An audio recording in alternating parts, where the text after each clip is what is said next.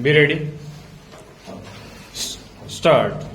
Contention of Muhammad Arif Khan, learned senior advocate, assisted by Muhammad Aslam Khan, advocate for the petitioner, was that the will dated 4/7/1991 executed by Hassan in favor of the petitioner and registered as per law was duly proved by examination of one of the attesting witnesses, but the same has been disbelieved by the courts below only on the ground it excluded the natural legal hires, and also that there were certain discrepancies in the will, such as the last page appeared to have been added subsequently, containing the details of the holdings of Hassan, whereas according to him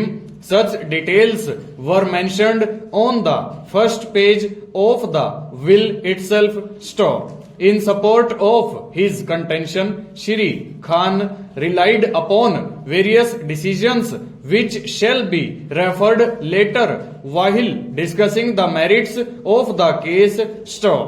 He also contended that one of the reasons which weighed heavily with the consolidation courts was that the will was executed at a time when the testator did not have the right to transfer his holding, whereas according to him, firstly, will is not a transfer but a mode of succession. Secondly, it is well settled that will being effective on the death of the testator, if by then he had acquired transferable rights over the land sought to be bequeathed, then the will could not be held to be invalid merely because at the time of its execution the testator did not have such rights as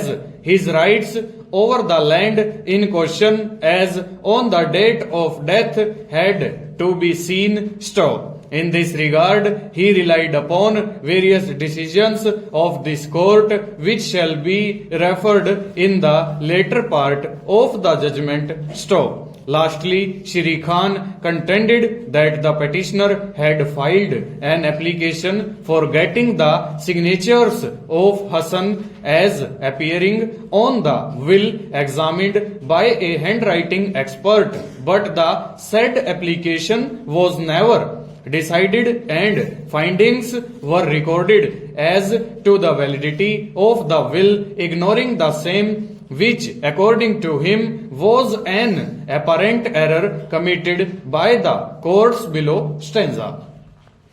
According to him, the will itself could not have been registered on 4/7/1991 as it was in clear contravention of section 170 of the Act 1950. Stop.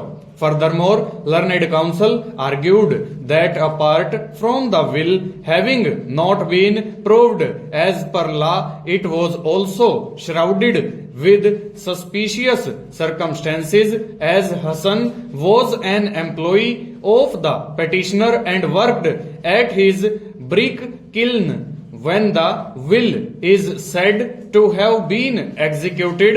The petitioner, that is the employer, was in a dominant position so as to influence Hassan. The relationship was also fiduciary. Stop. It is quite unnatural that an employee would bequeath his holding in favor of the employer who owned a brick kiln, that too when his natural legal heirs were alive, a circumstance which has not been explained by the petitioner nor has been justifiable explained in the will. Stop. In this regard, he placed reliance upon various decisions of the Supreme Court and this court, some of which will be referred in the later part of this judgment. Full stop. Over.